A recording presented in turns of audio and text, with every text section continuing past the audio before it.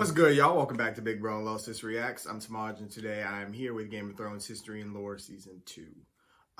So the first one I found very informative. I think it helped me learn a lot about what was going on previous to the show starting, because I got thrusted into the show and there was so much that had already happened that I wasn't aware of.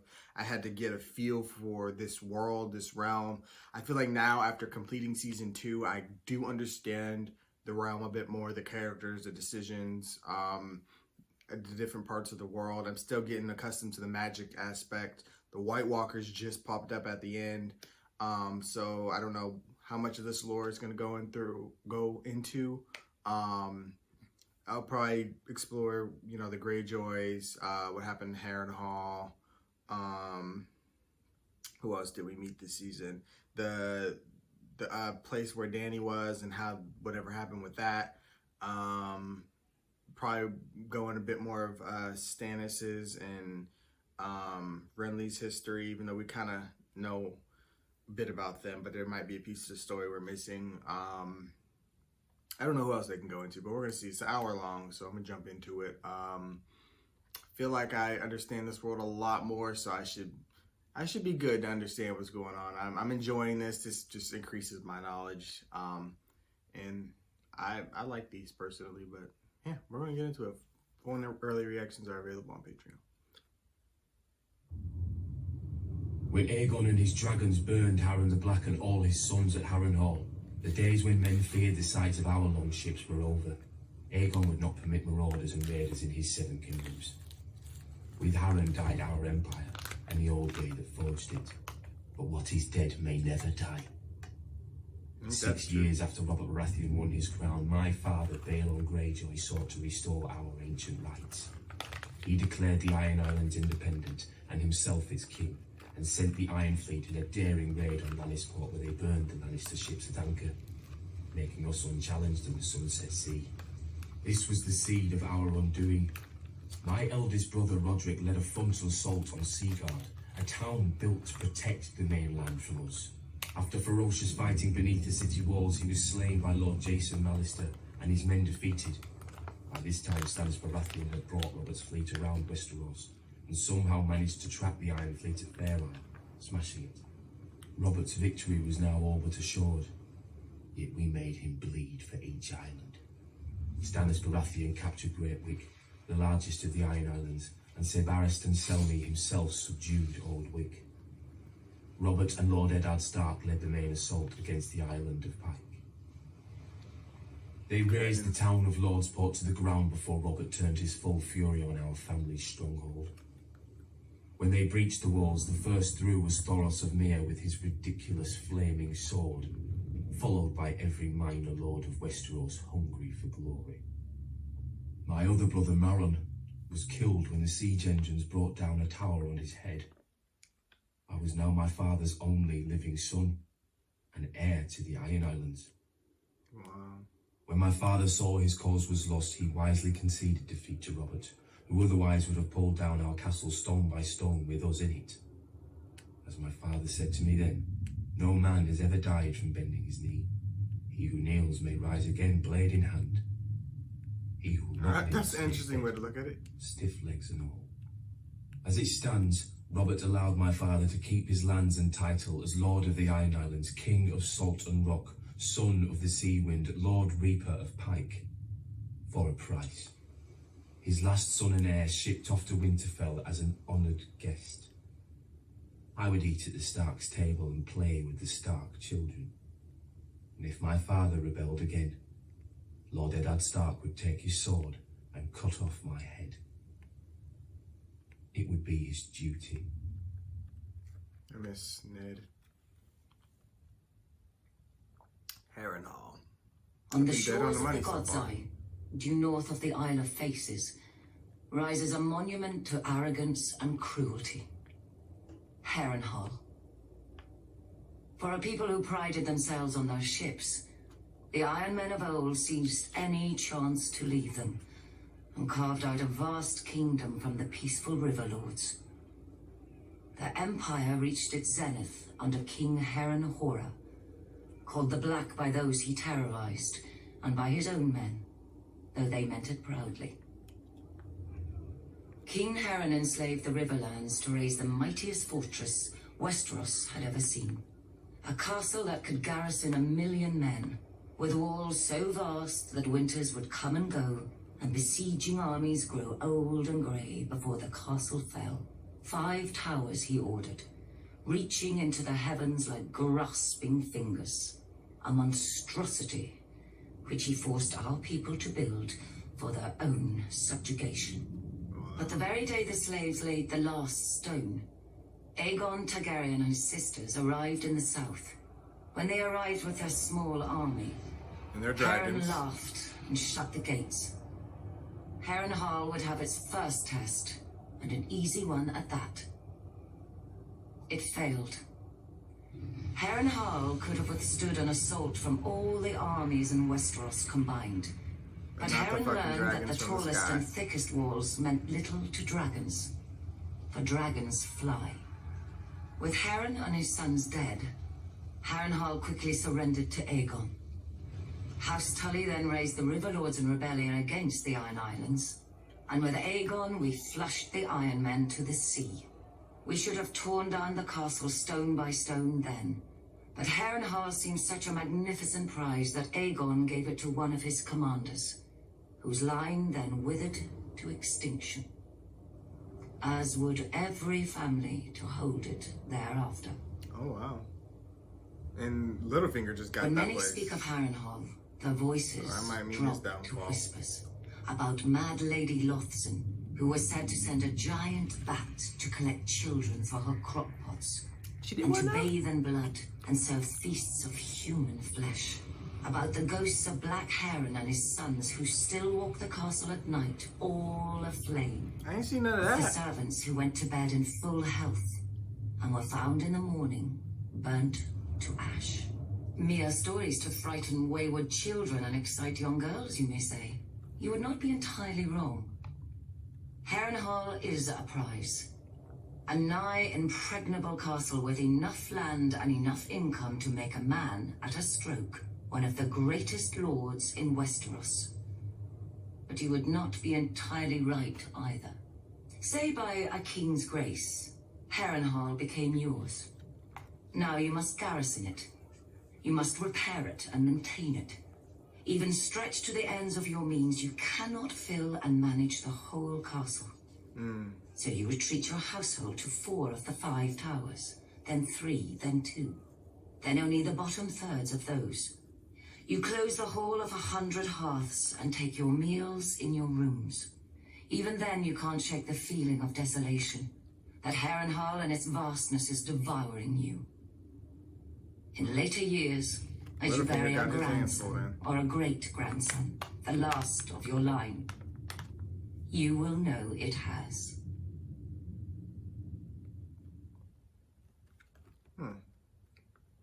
House Greyjoy by Theon and Yara. Where the north has its honour and the south its chivalry, the Iron Islands has its strength. We call ourselves the Ironborn, and we are warriors feared throughout the 7 kingdoms. Or so we used to be. Unlike their mainland cousins, the first men of the Iron Islands never bowed to the old gods. Theirs was the drowned god, who made the Ironborn to reave and sack and write their names in salt, steel, and song, that his enemy, the storm god, could not wash away. We raised our kings from our own ranks, and used beaten foes as thralls to work our mines and farm our land. Or as soul wives, if a woman was pretty enough. Such was the old way, and while we followed it, we held sway wherever the waves were heard. When Aegon came demanding fealty, King Harren the Black ruled as far east as the Trident. Other kings like the Starks could kneel, but Harren was Ironborn, and the Ironborn must be beaten. In Harrenhal, he had the mightiest castle in Westeros, and the army to defend it. But Aegon did not intend a siege. He mounted his dragon and roasted Harren and all his sons in their tower, and the old way with them. Because of Harren's defiance, Aegon pushed the Ironborn back to our island and gave the Riverlands to the Tullys. But he did allow the Ironborn to choose who would lead them. House Greyjoy had always been one of the greatest houses of the Iron Islands. We trace our descent from the Age of Heroes and the legendary Grey King, who took a mermaid to wife and made war upon the Storm God for 1,000 mermaid. years. Blessed by the drowned god, the Grey King fought and slew Naga, the great sea dragon, and took her fire for his own. The sea dragon? This history made our ancestor Vicon Greyjoy the natural choice to lead the Ironborn after Aegon's conquest. For 300 years, House Greyjoy ruled the Ironborn. We styled ourselves Lord of the Iron Islands, King of Sultan Rock, Son of the Sea Wind, Lord Reaper of Pike. In truth, we were thralls. Our people still chanted, "What is dead may never die." But the old way had died. Until the Targaryens followed their dragons into the grave, and our Lord Father, Balon Greyjoy, rose against the new king, Robert Baratheon. He seized our ancient crown and sent our Iron Fleet against the Lannisters at Lannisport, burning all their ships before any could weigh anchor. Though Robert and Eddard Stark would later defeat him, they understood us no better than Aegon. The Greyjoy sigil is the Kraken. What it grasped once, it will never surrender. What is dead may never die, but rises again, harder and stronger. So they basically just pretend that they're with you, but they're not really. They're gonna come back and get you when they're strong enough. Though Robert had risked all our lives to win it, the Iron Throne bored him. He cared little for justice and less for rule. If it weren't women or wineskin, he had no use for it. Without the stalwart Jon Arryn as Hand of the King, the challenge to Robert's crown would have come much earlier than it did. The Iron Islands have never lacked for treachery. They respect only strength, and honor is as foreign to them as the Seven. After 6 years, their ruler, Lord Balon Greyjoy, wagered that King Robert had not won the support of the great houses of Westeros, many of whom still named him usurper. Lord Balon declared the Iron Islands independent and sent his Iron Fleet to Lannisport. Lord Tywin Lannister was careless, and the Ironborn caught and burnt his ships at anchor. Lord Balon and his reavers controlled the Sunset Sea. Robert then ordered me to succeed where his father-in-law, Lord Tywin, had failed. Beneath Robert's fury, I sensed relief. War he could understand. He would smash Lord Balon as he had Rhaegar. I raised Robert's fleet and sailed around Westeros to the Iron Islands. I set a trap for the Iron Fleet off Fair Isle. As sailors and warriors, the Ironborn are unparalleled. But they're not soldiers. They have no discipline, no strategy, no unity. In a battle, each man fights only for his own glory, and their longships are built for lightning strikes and shore raids. When the captains rushed in, I smashed their longships with our larger war galleys. The strength of the Ironborn is in their ships. With the Iron Fleet broken, I had assured Robert's victory. He could now transport troops and siege weapons to invade the Iron Islands. And contrary to Balon's hopes, Robert had plenty of both. I've never seen such allegiance as Robert could inspire in war. Enemies who tried to kill him one day I wish we would could be have seen drinking with him the next under their own I really do. banners. Robert In and rebelling Ned against the fighting Iron the wars would have Throne, been a sight to Lord see. Balon did more than Robert Rob, ever that could was. to cement his rule. When Robert came to the Iron Islands, he brought with him the full power of Westeros. Sir Barristan Selmy of the King's Guard led the assault on Old Wick, while I subdued Great Wick, the largest of the Iron Islands. But Robert saved the seat of House Greyjoy, Pike, for himself and Lord Eddard. Robert would later boast of the battle's bloodiness and how he could have torn down the island into the waves if Lord Balon hadn't bent the knee. But if I'd have led the assault, Balon's neck would have bent under his sword, because I do not forget, I do not pardon. His time will come. All their times will come. Okay. People on the Iron Island, they hard-headed. The seven are gods of weakness and defeat, pretty chains that the first men kindly put on after the Andals crushed them, except in the Iron Islands.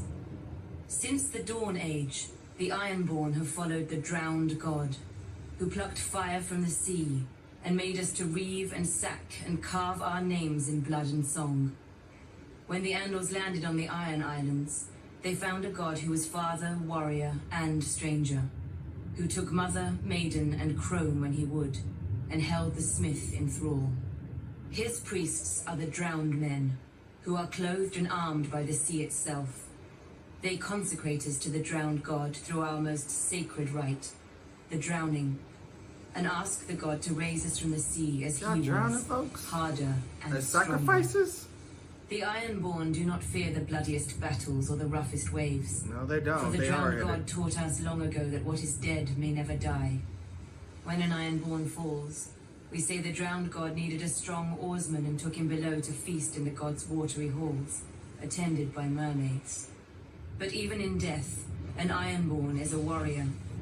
We fight against the storm god, who holds a castle in the clouds, and sends the winds to lure the Ironborn off course or wreck our ships. It's said my legendary ancestor, the Grey King, waged war upon the storm god for 1,000 years. With the drowned god's help, he slew the great sea dragon Naga and used her bones for his hall. After his death, the storm god tried to wash away any memory of this terrible foe. I'm sorry, But y'all his ain't taking songs down no fill sea our dragon. halls to this day. That's bullshit. It was the storm god who first blew the Andals to the Iron Islands, to subdue us and turn us from our faith. True, they conquered and killed our king, but in time they forsook their septs for the shore, and their fat septons for the drowned men. The Andals came to us as conquerors. In the end, they drowned. The Ironborn are of the sea, as our god made us, and given to it as our god taught us. We do not fear the storm god's winds or his waves, but you should, for they bring us to you.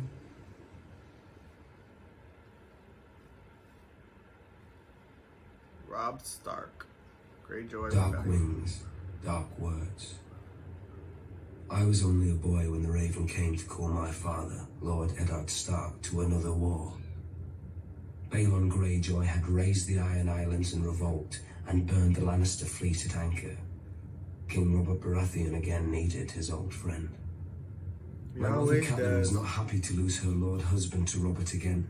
6 years before, he had left her to avenge his father and brother against the Mad King.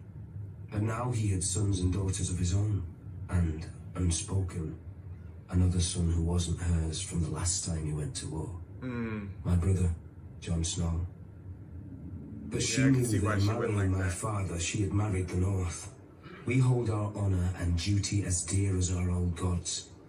When the time came, my father marched south to restore peace and order to the realm.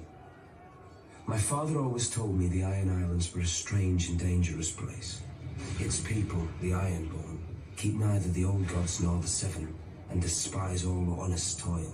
Their ancestors ravaged the western shores, raping and slaving and putting it to the torch, and their songs still ring through the halls of the Ironborn, while everywhere else they are whispered to wayward children at bedtime.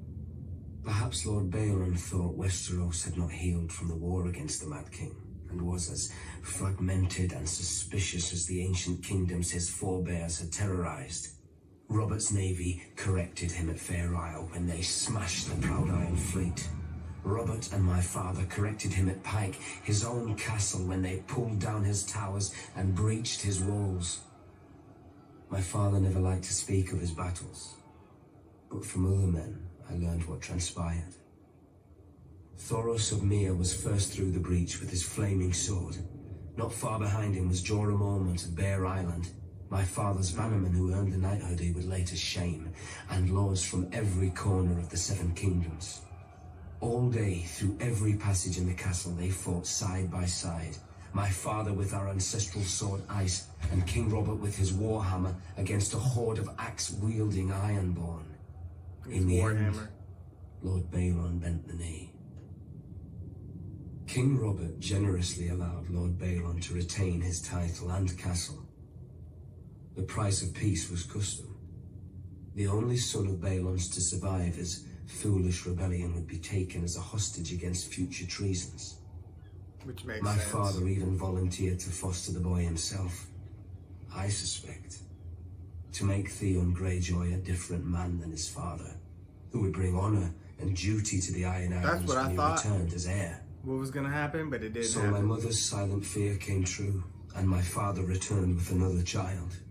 Nah, shoot. Theon ate with us, played with us, and fought with us. It wasn't Once the great his bond bastard, between though. my father and Robert Baratheon united the realm against the Mad King and brought him to justice for his crimes. Catelyn was like, again. Now, another monster sits on the Iron Throne, and another debt of blood is owed my family. Theon is my murdered father's ward. I am my murdered father's son. Like my father and Robert, bound in blood, if not by blood, we are brothers. Quarth. Yes, this is what I need to see what Karth has happened here. always and only belonged to the Karthine. We were never part of Valeria's empire, nor have we ever fallen to a Dothraki horde. Our walls and the red waste outside them guard us from such annoyance. Many call the approach to our city the Garden of Bones. It needs little tending to grow. Our city, however, would be quite a prize for any empire. Karth straddles two worlds, a greedy and curious west, and a rich and mysterious east. The marvels of Yeti and Ashai pass through our markets, and share berths with the riches of the free cities and Westeros. Our ports have fulfilled many a trader's dreams, almost as many as they have broken. We call Karth the greatest city that ever was or will be. An easy claim to make if one knows only the docks and customs houses of other cities. An easy lie to swallow if a people see only the gold and jewels of their rulers, which we, the 13 who govern the city, are careful to ensure. The proud Karthine shook off the yoke of unjust kings long ago, so they are told at festivals by the pureborn, the king's direct descendants who have controlled the 13 ever since. Only now, instead of scepters, they use ships. A merchant only remains on the 13 until the others are no longer afraid to deny him, or too afraid to deny his replacement. Except for the warlocks, they alone hold a hereditary seat, a relic from when they had powers, or at least from when the world was younger and more easily duped. Over the years, we have developed an understanding with them. They shall always be welcome on our councils and at affairs of state, provided they never come. Rare is the civic problem that can be solved by cryptic nonsense and shade of the evening. Thankfully, they need little encouragement to confine themselves to their House of the Undying. Yet perhaps Yeah, well, we that changed. Karthine are too confined ourselves. We feel safe behind our walls and our laws, which no visitor can hope to follow, and by which any citizen who vouches for a guest always pays with his life. But like a ship in the summer seas, a city grows becalmed without fresh wind. The greatest city that ever was or will be? An epitaph. I would prefer the greatest city that is.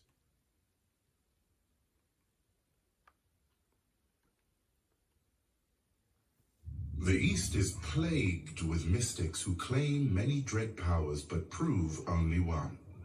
Separating the foolish from their purses. Not so with the renowned warlocks of Karth.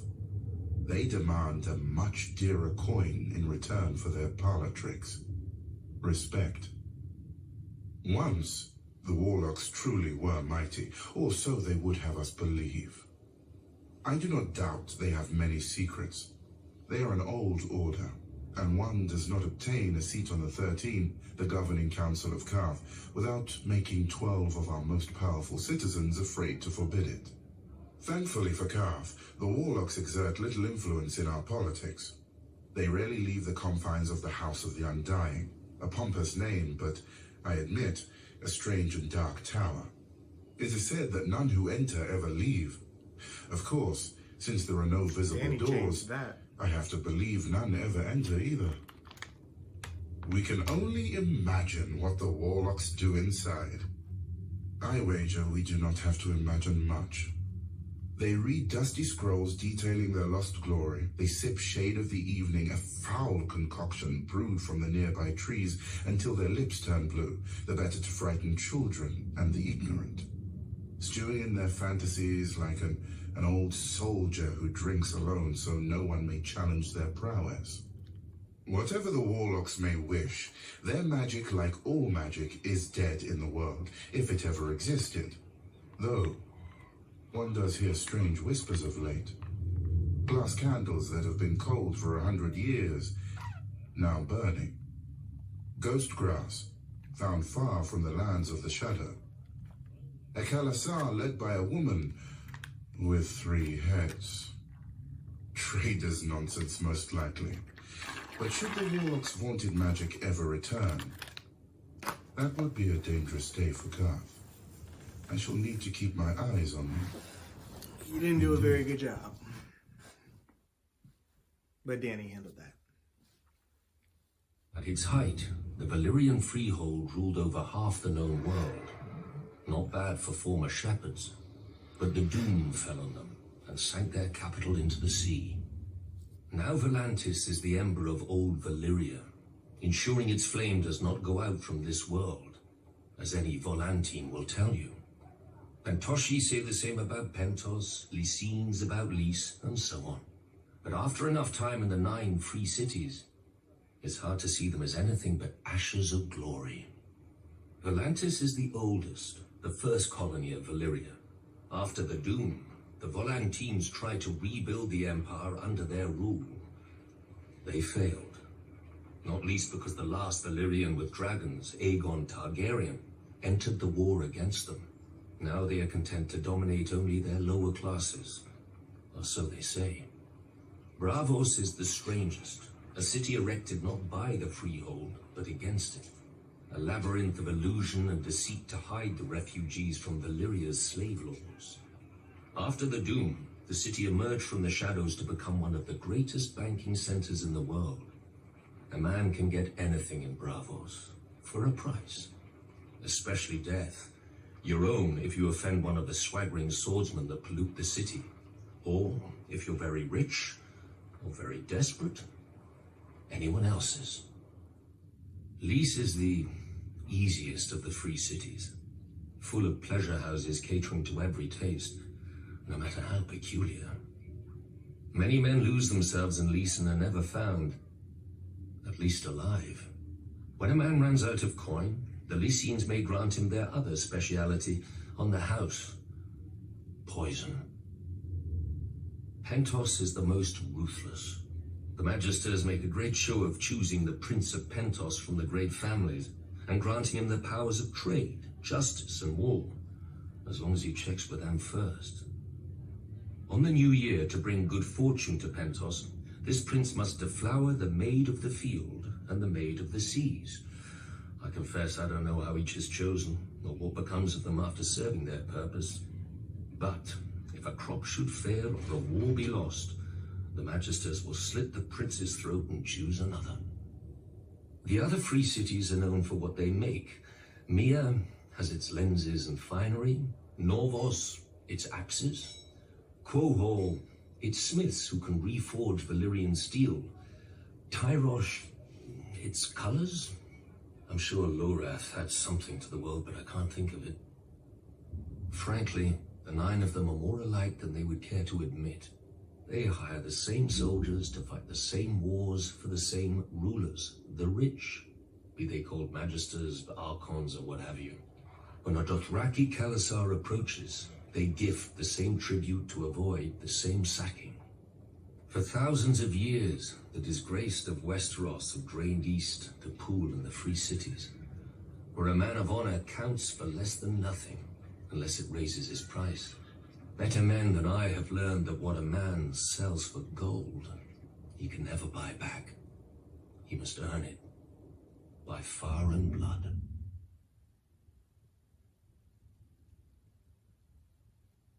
My brother Robert Baratheon had raised the banners of Storm's End, our ancestral castle, against the mad King Aerys. Jon Arryn of the Vale and Eddard Stark of the North stood with him, and Hoster Tully of the Riverlands would join. But their lands were far from ours, and separated by the combined strength of the West, the Reach, and King's Landing itself. Even Robert's own lords were against him. It was the hardest choice I've ever made. My brother or my king. Blood or honor.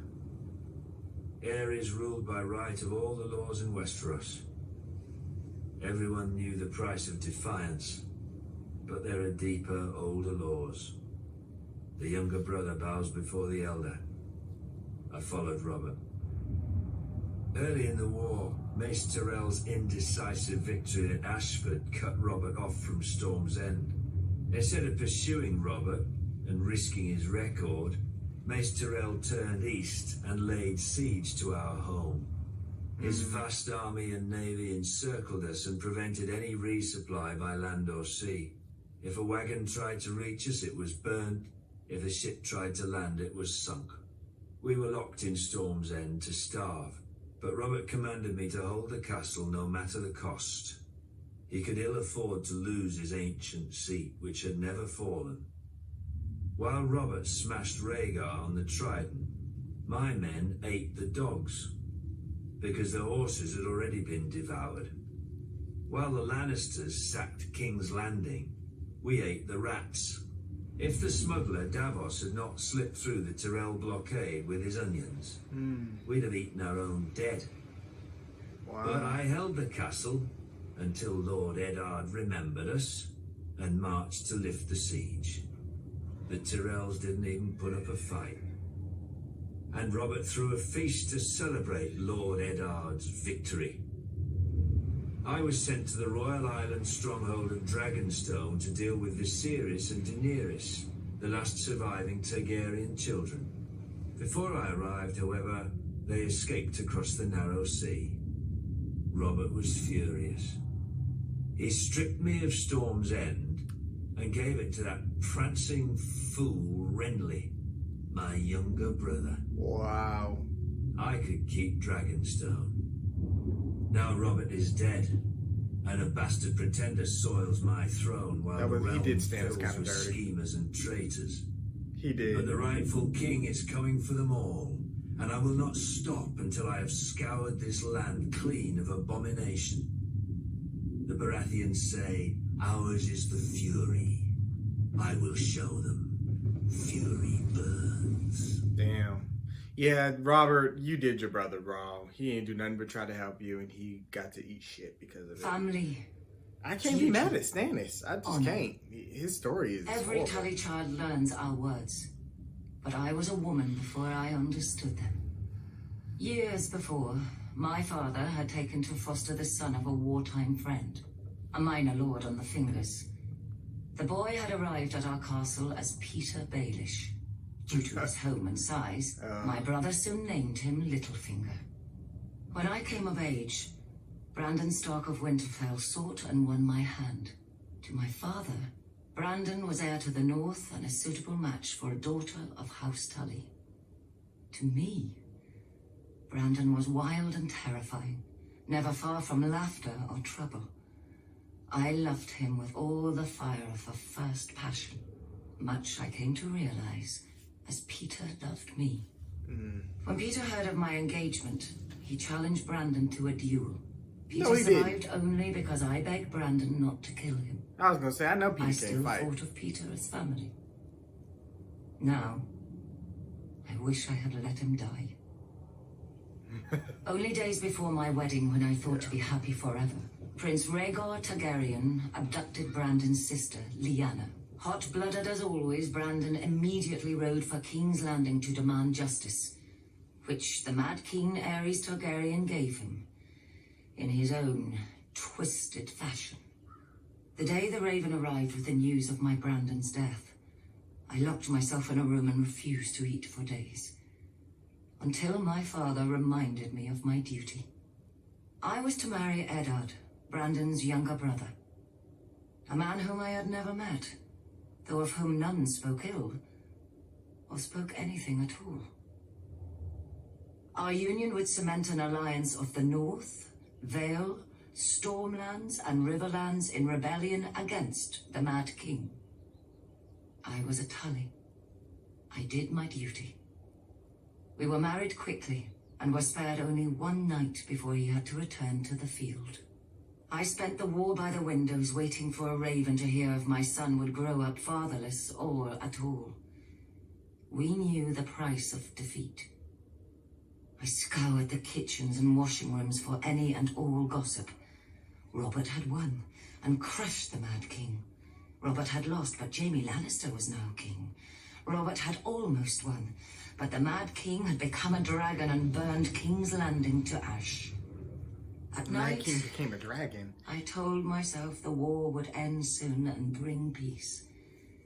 Either a victory or the grave. I was wrong. Robert won, and my husband avenged his brother and my love. But when he came home to me, he could not meet my eyes. I saw the reason by his side. Many men have bastards, I know. And under the strain of war, any man, no matter how honorable, may forsake his vows for a night of warmth that he may never know again.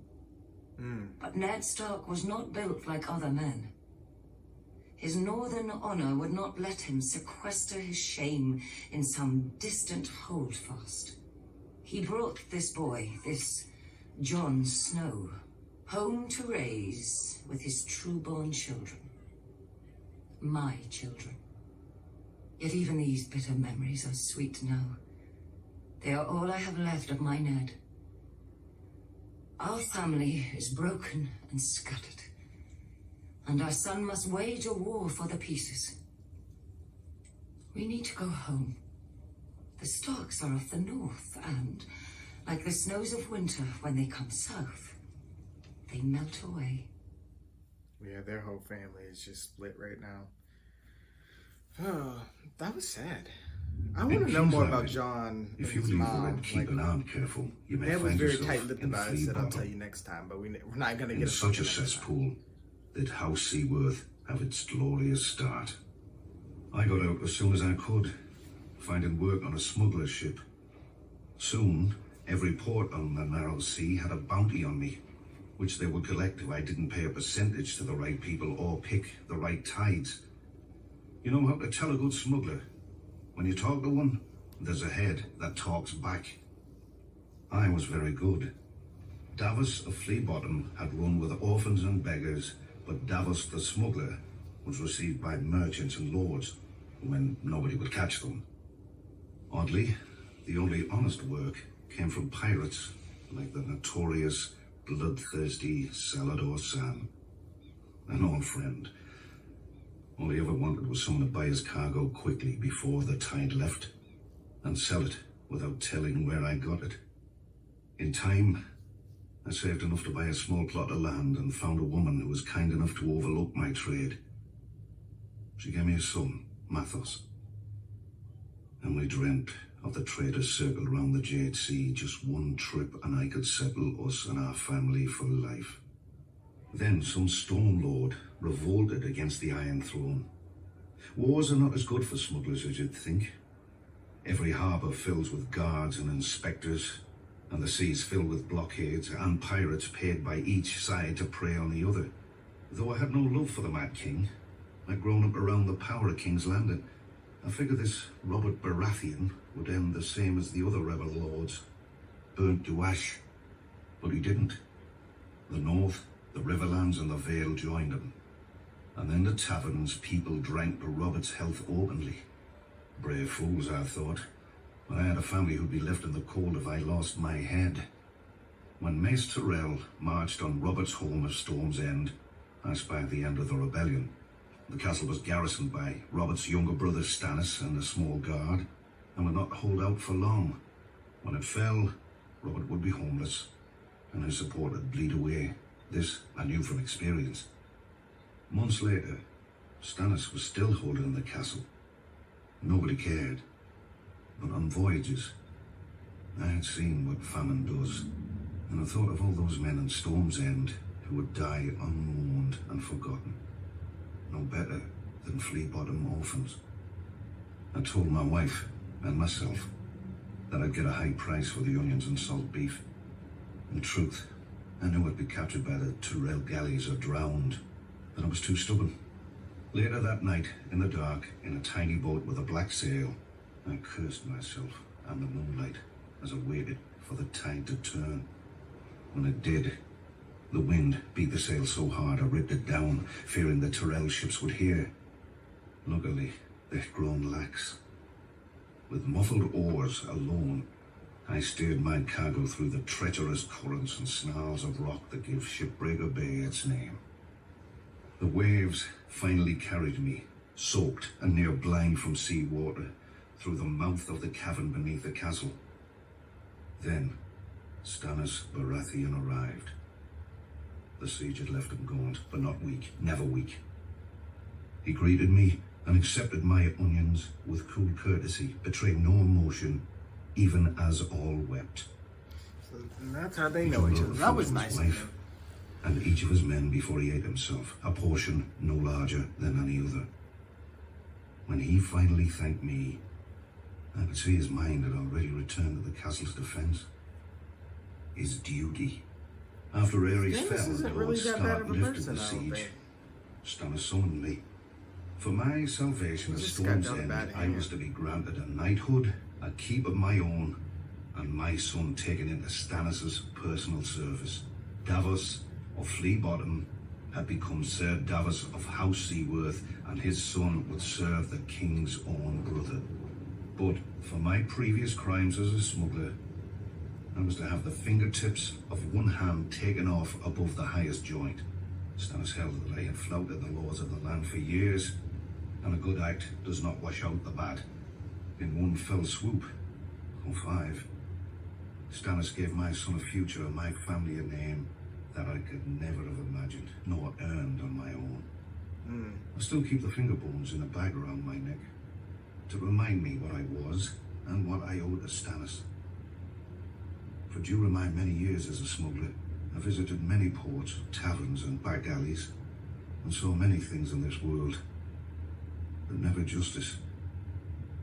Until Stannis. Makes sense. Well, they're so loyal to each other. Marjorie. Some great houses call us upstarts. But the truth is that while the Starks and Lannisters fell to the Targaryens in defeat, House Tyrell rose.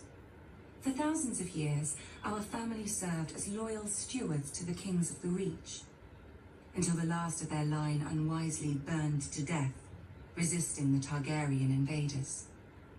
To save the Reach from a similar fate, we yielded the castle of Highgarden to Aegon and his sisters. In gratitude, the Targaryens gave House Tyrell dominion over the Reach, and we became lords of the castle in which, for generations, we had served. Under the Targaryen dynasty, Westeros prospered. Gone were the petty wars of 7 kingdoms and the endless thirst for minor glories that drove them. The Westerlands enriched the realm. The North guarded it. And the Reach and Riverlands fed it. This harmony is what Robert Baratheon shattered with his rebellion against Aerys Targaryen. When the call to arms came, though, we did not want to answer. The Reach is a gentle land, and honestly, the Mad King was not much loved. But we owed peace and status to his family. My father, Mace Tyrell, called his banners and marched north to battle the rogue Stormlord Robert, who had already defeated 3 forces in a single day. And, at Ashford, my father won. Some chastened my father for not pursuing Robert after the battle. We had cut him off from the Stormlands, the seat of his power, and he had fled north, within easy grasp of Lord Tywin Lannister, the Hand of Aerys, for 20 years. My father moved instead to lay siege to Robert's ancestral stronghold of Storm's End. The rose would strangle the stag as the lion pounced. So we waited. But the lion slumbered, and Robert slipped past the king's forces to join Ned Stark. We could have lifted the siege and deployed our armies north to aid the crown. We could have stormed the walls of the castle and made Robert homeless. But we had ample supplies, control of land and sea, and most of all, patience. Our siege would succeed, eventually, at little cost of life to us. They're smart. If Robert prolonged the war with minor victories, our capture of Storm's End would hasten his downfall. And if Robert won the war, well, it would not do for him to find us in his halls with the bodies of his brother Stannis and his sworn men. Right. When the lion finally showed his colors and purged King's Landing, we knew our cause was lost. My father chose the peaceful route and bent the knee to Robert, who heartily pardoned us. Strange, considering how we'd beaten him and starved his brother to the brink of death. We were to keep our lands, castle and title, but we knew that we would never be welcome at court. It didn't matter. The Reach was still the most fertile of the Seven Kingdoms, and under our hand. They kind of played it Every smart, flower, so they didn't even lose the anything. rose, needs pruning. Other than the kings are, Then it grows strong. respect and potential allyship. But, I mean, they didn't really need it. They stayed out of the shit. That was smart. I give it to them. House Tyrell trace our descent to Garth Greenhand, the legendary first king of the Reach who made the land bloom. But so too does every noble house around us. It seems dear ancestor Garth planted as many flowers as he plucked. A king should have more consideration for his line, don't you think? For over 1,000 years, the Greenhand sons and grandsons ruled the Reach as House Gardener. The offshoots of his daughters grew into vast and powerful houses in their own right, except for House Tyrell. We chose instead to serve our Gardener cousins faithfully as stewards, to manage their stronghold of Highgarden and the daily affairs of the Reach. Our words are growing strong. And under our stewardship, the Reach did just that. As did we. Until a blundering king almost cost us everything. Aegon Targaryen had landed in Westeros. King Mern allied us with the Roth to repel the upstart's army. One can only marvel that King Mern did not reconsider when he saw the living dragons against him. Perhaps he should have sought counsel from his trusted stewards before he set out. Then again, perhaps he did. At the Field of Fire, Aegon, and let us not forget, his sisters, burned the combined armies of the Reach and Rock. King Mern paid for his misjudgment with his life and that of his ancient family. In a day, the Reach had lost its king, its ruling house, and most of its army. Thankfully for everyone, my ancestor, Harlan Tyrell, had better sense. Until the Maesters sorted out the intel among Mern's cousins, Harlan the Steward was acting Lord of Highgarden. To ensure peace and life in the Reach, he would yield the castle to Aegon. The other castles and families would then follow, as they had since the Dawn Age. Aegon had a continent to conquer, and the fertile Reach was too valuable to raise. He accepted Harlan's proposal and welcomed our lands into his kingdom. To show his gratitude, Aegon entitled Harlan to Highgarden, the castle his family had served for 1,000 years, and made House Tyrell his wardens of the south, choosing us over older, greater families in the Reach. Our house thus owed everything to the Targaryens. So is it any wonder we stayed true to King Aerys, even during his madness, and even after Robert Baratheon rebelled? Some may question my father for laying siege to the Baratheons' home, instead of marching to aid Prince Rhaegar before Robert could kill him and scatter the royal army. But let us not forget that we had already dealt Robert his only defeat of the war at Ashford. If Lord Tywin Lannister had not vanquished the Mad King so suddenly, our siege would have destroyed Robert's home and his brothers and won the war for Ares. But when the Targaryens fell, House Tyrell again chose peace and prosperity over war and devastation, and bent the knee to King Robert Baratheon, first of his name. We returned to Highgarden to manage the affairs of the Reach, as we had for thousands of years, and will for 1,000 more. So you say. Other great houses take lions and wolves for their sigils, and draw their power from the gold in their mountains or the cold of their winters. But mountains run dry, winter yields to spring, and the rose blooms once more.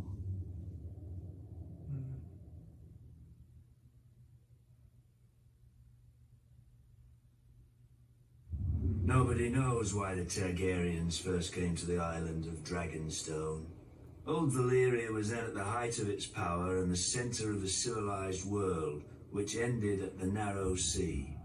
Westeros was a filthy backwater with 7 kings squabbling over borders and minor glories. So much for progress. The island itself was and is nothing. It had no gold or gems to lure Valyrian nobility. All it has is rock, mostly a shiny black stone, too brittle for war and too sharp for building. The Targaryens called it dragon glass. I call it useless. But the Targaryens managed to raise a castle here. Simpletons claim they used ancient Valyrian sorcery, forgetting that the Targaryens brought a small army with them from Essos. There's no magic in strong backs, though admittedly the castle is unlike any in Westeros. Foreign and strange. If the Targaryens ever regretted their barren outpost and longed for the comforts of home, the doom made their folly permanent. Valyria collapsed into the waves and was no more. To look east was to see the ruin of their homeland, the greatest civilization before or since. But to look west, as Aegon realized, was to see a fertile land ripe for conquest. Perhaps even a new Valyria. Though good for little else, Dragonstone was the perfect staging point for Aegon's invasion of Westeros. The Blackwater Bay granted easy access to the continent. The lands there were disputed by 3 kingdoms, the Reach, the Iron Islands, and the Stormlands. But their capitals were far enough away that none could mount a force before Aegon got a foothold, even if their kings had been able to stop bickering over whose problem he was. Then it was too late. He was all of their problems. Aegon had chosen his first camp well, with the bay to the east, the river to the south, and open fields to the north and west. His army would be impossible to take by surprise. A perfect site for an invasion, and one day, his capital city, King's Landing. The Doom had taught the Targaryens the prudence of refuge. After the conquest, Dragonstone became the seat of the crown prince and heir to the Iron Throne. It would serve them well, and me ill, 300 years later, after my brother Robert Baratheon rebelled against the Iron Throne and the Lannisters slaughtered the Mad King Aerys and his royal family. Robert dispatched me to deal with the last surviving Targaryen children, but before I arrived, a loyal knight smuggled them across the Narrow Sea to safety. Hatred for the Targaryens blinded Robert. Unjustly, I was blamed and stripped of our family's castle of Storm's End and given Dragonstone in its stead. Over the years, whenever I demanded my rights restored, Robert would remind me of the island's royal pedigree and pretend he was doing me honor, as if I were one of his tavern girls to be so easily deceived and dismissed. But Robert is dead, and I, Stannis Baratheon, am the rightful king of Westeros. Let the usurpers and traitors sit on the Iron Throne. From Dragonstone, I will be the dagger at their throat. Well, see, you failed your first battle. We'll see how you recuperate. Honor, You were close. glory, lies to make idiot boys want knighthood, and idiot girls spread their legs for it. Let me tell you what makes a knight. Killing. Either enough men or the right man. House Clegane should know. We're very good at both. Most families claim some great ancestors so far back that nobody can prove them liars. Not us. My grandfather kept the kennel for Lord Titus Lannister of Casterly Rock, the father of Lord Tywin. Lord Titus was a weak man who didn't know it. One day while hunting, he stumbled on a lioness. Instead of embracing the man who wore her on his banners, she tried to tear out his throat. Lucky my grandfather came up with the dogs and drove the big cat away. As a reward, the Cleganes got lands and a keep and a son to squire for the Lannisters. We took the 3 hounds who died for them as our new sigil. When Tywin Lannister became Lord of Casterly Rock, he wanted more from his former kennel master than fealty. He bet that training hounds to kill isn't far from training boys to kill. In just 2 generations, my brother Gregor and I proved him right. I gutted my first man at 12. Years after, servants started disappearing in our keep, and even a sister I don't remember. But nobody could prove anything against Gregor, or dared if they caught him at it. For my father wanted a knight in our family, and thought he'd found one in Gregor, who at 13 towered over enough men that they called him the Mountain. Sure, Gregor looks quite the champion from a distance, but a mountain can't cleave a man in half with one blow, and won't break a wench's face if she talks. Through Lord Tywin's influence, Prince Rhaegar Targaryen kindly anointed my brother personally. A great honor for our family, everyone said. 1 year later, Sir Gregor chivalrously sacked the prince's city, brained the prince's baby, and raped and murdered the prince's wife, winning our family yet more honor from the new king and queen. Soon after, my father died, they say in a hunting accident. The same day that Gregor became Lord of the Clegane lands, gold and anything under his roof, I left our home to take service at Casterly Rock. Lord Tywin is not like his father. Neither is King Joffrey, or the likes of me would never be on the King's Guard, with all those true knights. Between them, a man who serves the Lannisters will never lack for killing. I'll guard this king, such as he is. Gregor will kill the other ones, such as he does. When we're done, we'll see how many people still believe in songs and fairy tales. Damn. Them 2 motherfuckers is something else. So what is this? Dragons conquered the 7 kingdoms, but to rule them, the Targaryens needed a less temperamental tool. When the great King Maegor saw the power of the Alchemist Guild, he blessed us with his patronage. I don't even know In those days, we commonly transmuted metals and other wonders, but the king was most interested in our mastery Is this of the guy that gave the substance, Tyrion which was not of our order, the done fire bombs? wildfire. A slight misnomer. To the uninitiated, the substance indeed seems uncontrollable. Water will not extinguish it, nor plate of steel repel it. Our order alone knows its secrets. In bare stone cells beneath the guild hall, our acolytes prepare the substance with utmost care and ancient magic. Apprentices then remove the jars to a secure storage. Overseeing its purity are the wisdoms, such as myself, who are adept in the alchemical mysteries.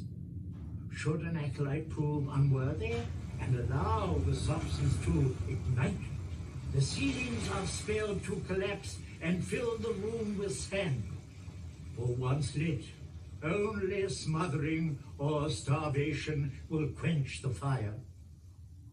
Many years did the Alchemist Guild serve the Targaryens faithfully, until we were beset on all sides by the envious, the Order of Maesters, who dismissed all learning but their own, and the charlatans who hocked green paint and worse in our names.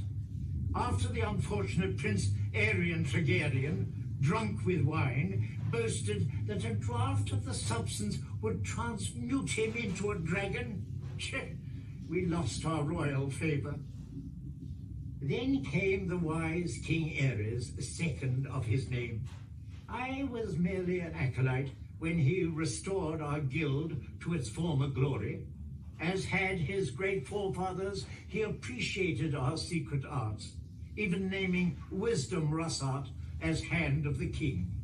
Together, they punished his enemies as befits a true Targaryen. During the War of the Usurper, I heard whispers that King Aerys had engaged our greatest wisdoms for an ultimate weapon against his foe.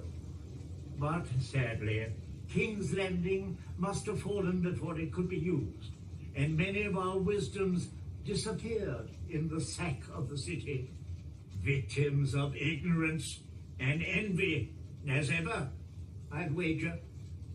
Yet our order perseveres, like the substance which grows ever more potent as it ages. We perfect our ancient arts in darkness, forgotten by the world.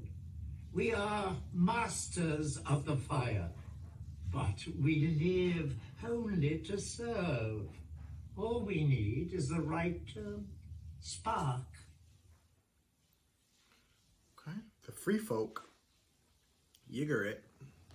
So outside A long the time wall. ago, they say, some old southern king enslaved our giants by magic and forced them to build your famous wall. Then he kicked all of my kind to the other side and raised an army to keep us there. And we're the uncivilized ones, wildlings. Might be Sir King was wise. Even a giant can be made to kneel, but only if he wants a better crack at your head. The free folk don't follow a man because his father tells us. If the king's son was brave and strong, aye, we'd follow him as we did his father. If he wasn't. But it seems to me, as much as the wall keeps us out, it keeps you southerners in. You follow laws you didn't make, kneel to kings you didn't choose, and pray to gods you never hear from. Traders talk about your seven. Beyond the wall, the stars shine bright and clear. Any gods there aren't listening to the likes of men.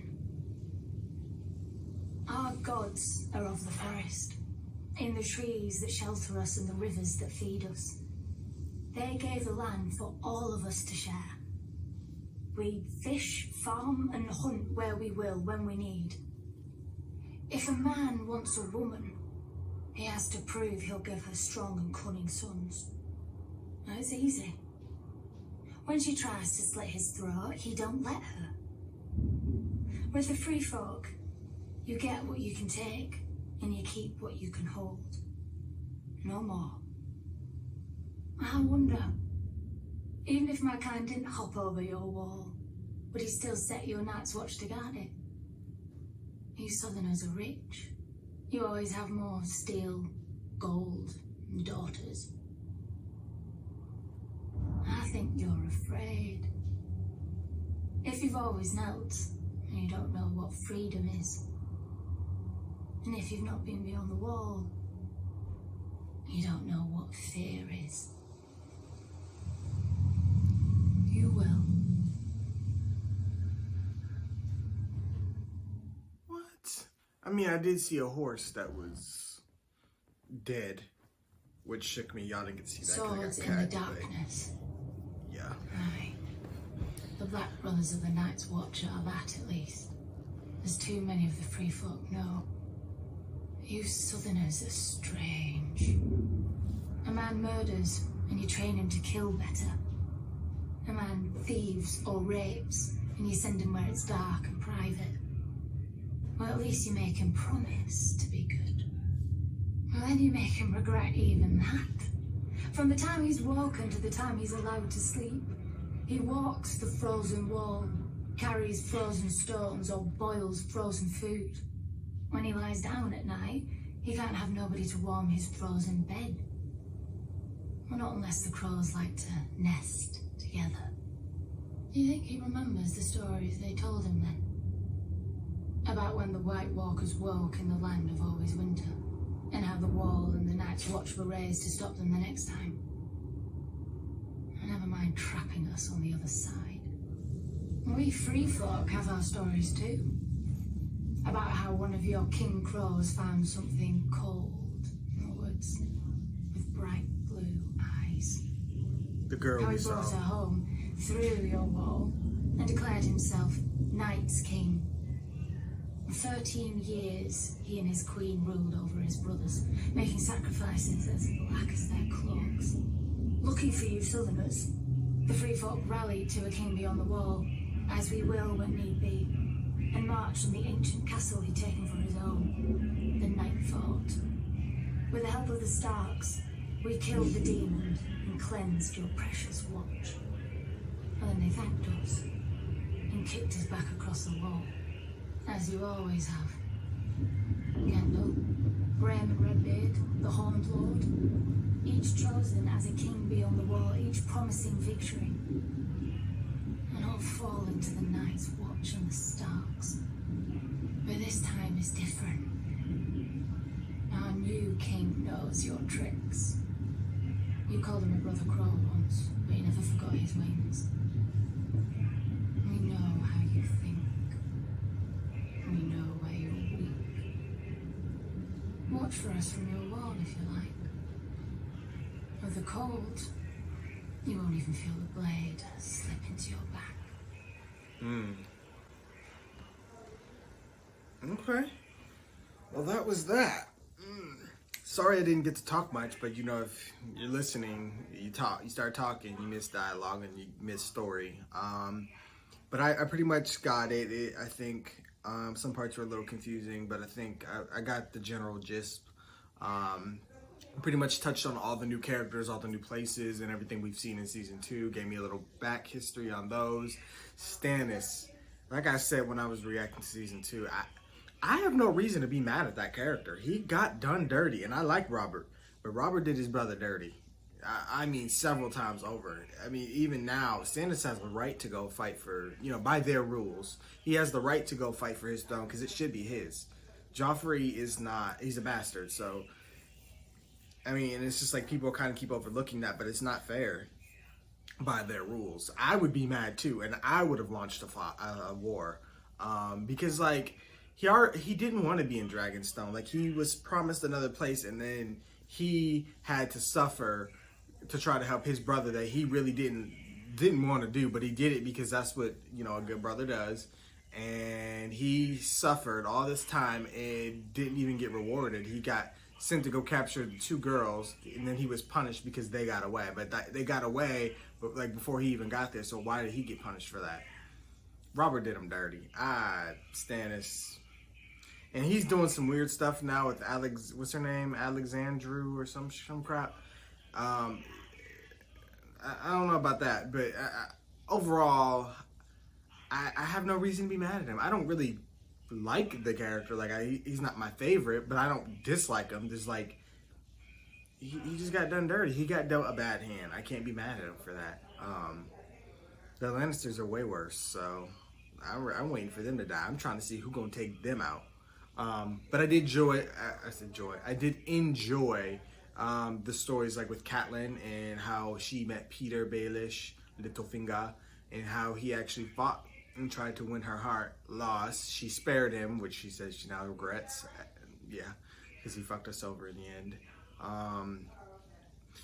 And that I thought that was a really interesting story. And like she had already kind of mentioned in season 2, her and Ned, they didn't love each other. They barely knew each other. And then he went off, came back with a bastard, and she still stuck with him because she's bound to her duty. They're both pretty honorable people. But she says something interesting in the fact that it wasn't like it was out of character for Ned to cheat and bring home and have a bastard. And then Ned was very tight-lipped about the whole where John came from and who his mom was. I feel like there's a story there. Because she raised a good question. That is not like Ned. So maybe he took this child for some reason. Maybe something happened with him, but we'll never know. Well, I mean, we may know somehow. Somebody out there may know what actually happened. Somebody who was there and fought with Ned.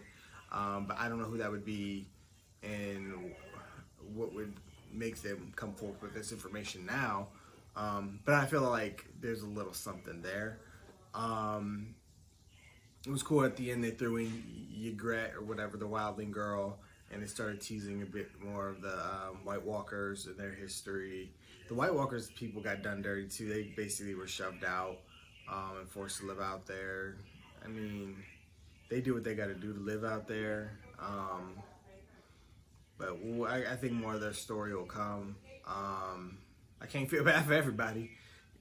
Nobody's really truly good in this world. They did touch on the Hound on the Mountain.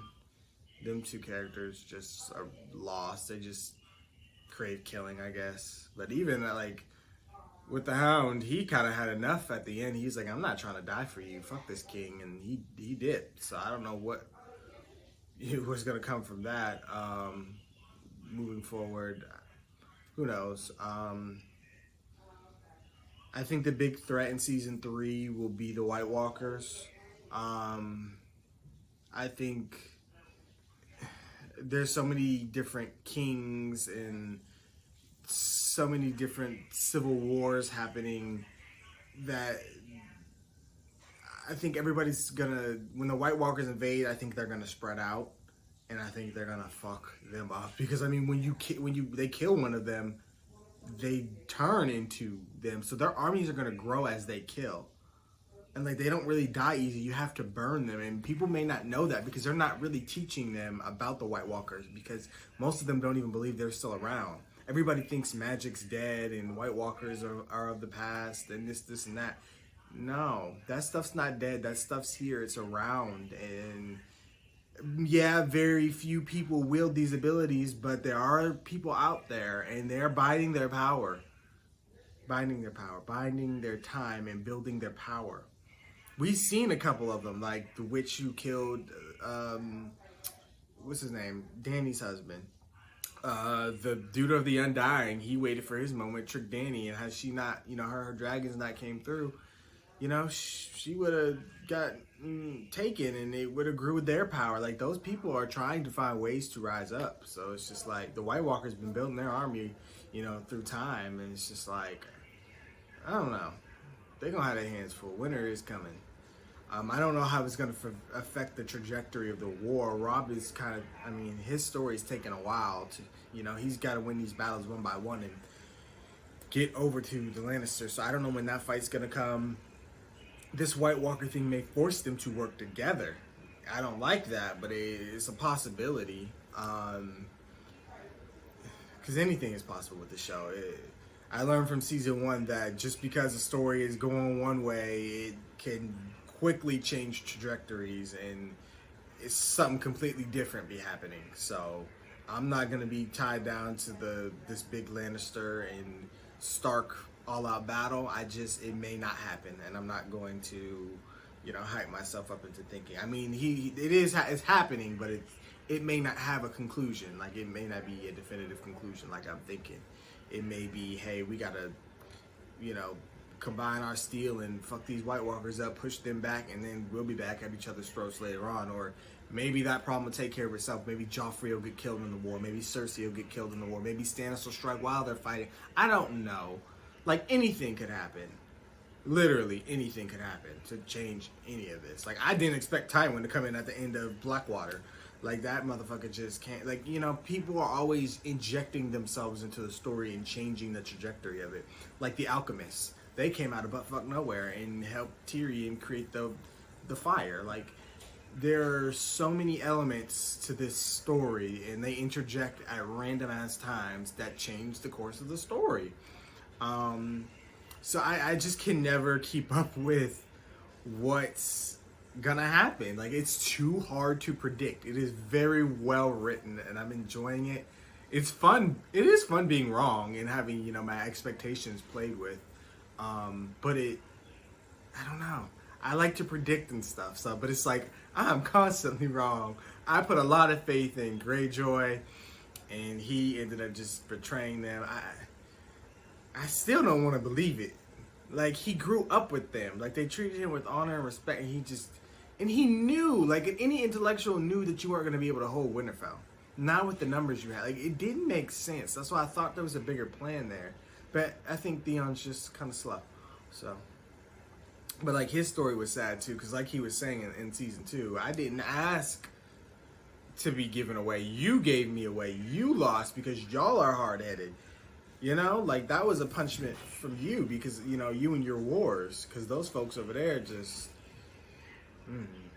But yeah, overall I enjoyed this. I enjoyed all the backstory I got. The Tullys are really smart. I learned that they like to try to be peaceful.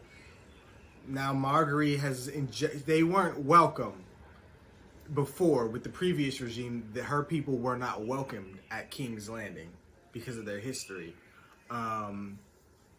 After, you know, the Targaryens fell and, you know, the Tullys made the Baratheons suffer, so they weren't kind of welcome. But there was a treaty there. It was like a peace thing. So now that old regime's gone, Marguerite then inserted herself into King's Landing and now is going to marry Joffrey, which would again now align the throne and her people.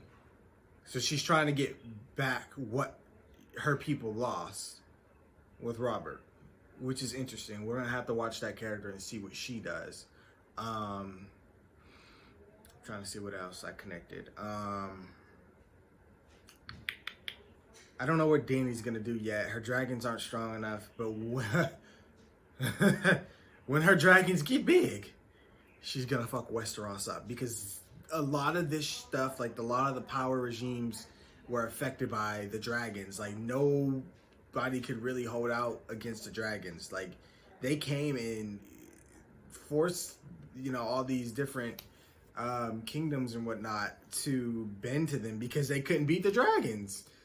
Now that the dragons are coming back, man, when Dany comes, she is going to be a force to be reckoned with.